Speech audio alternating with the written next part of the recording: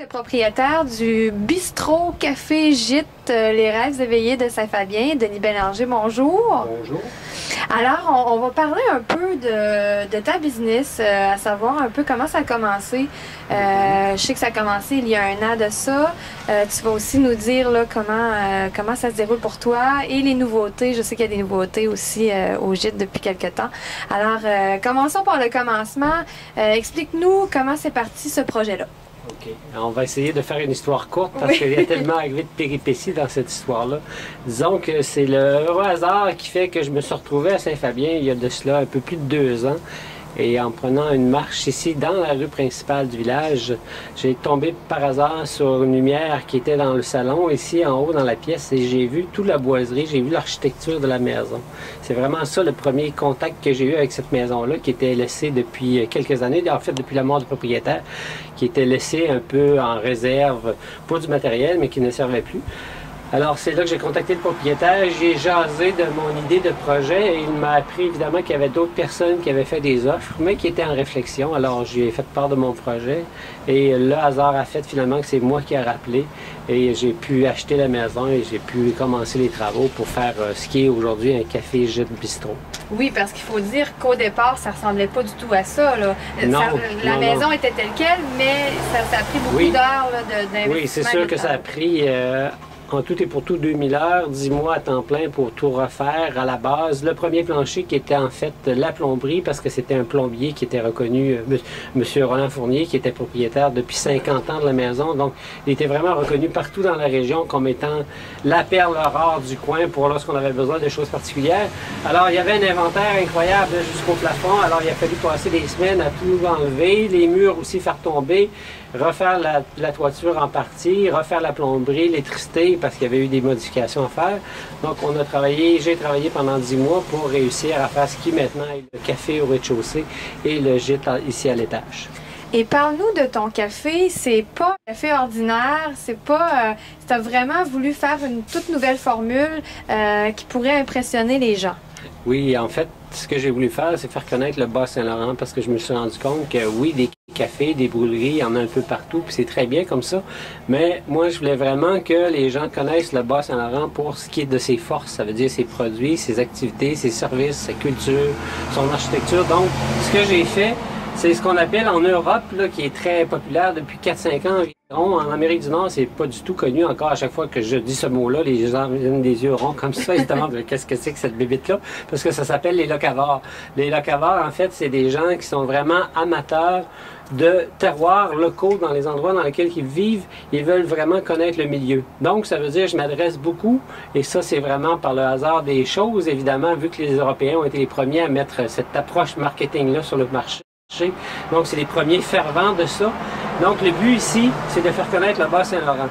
C'est pour ça que vous allez retrouver plein de produits locaux, autant en nourriture, poisson, qu'en artisan, un peu en tout, en fait.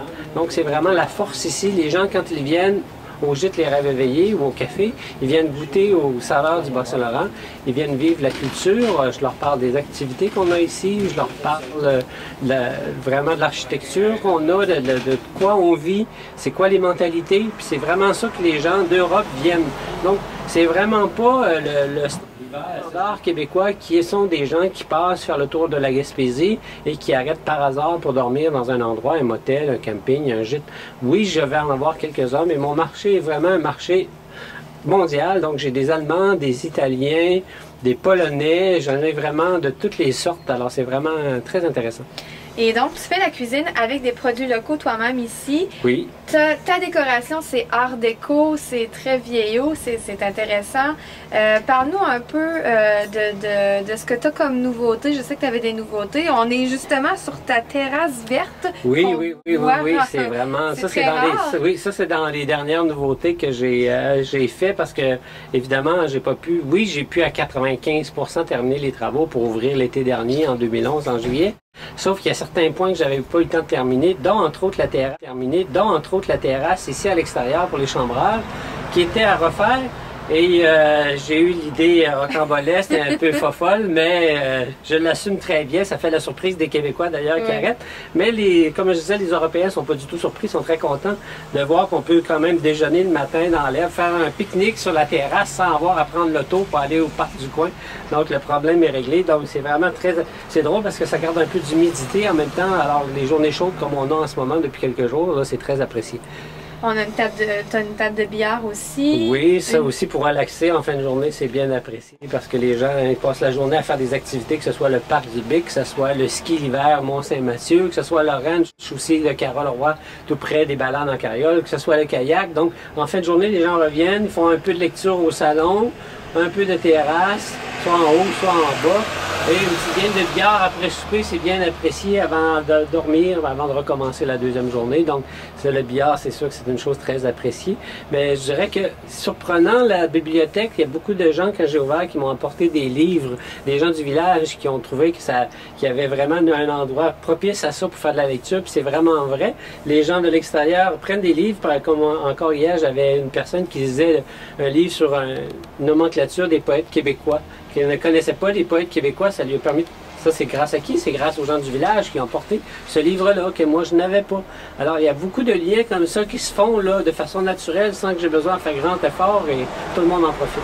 Et il y a beaucoup d'antiquités. Je sais que vous avez un lien radio.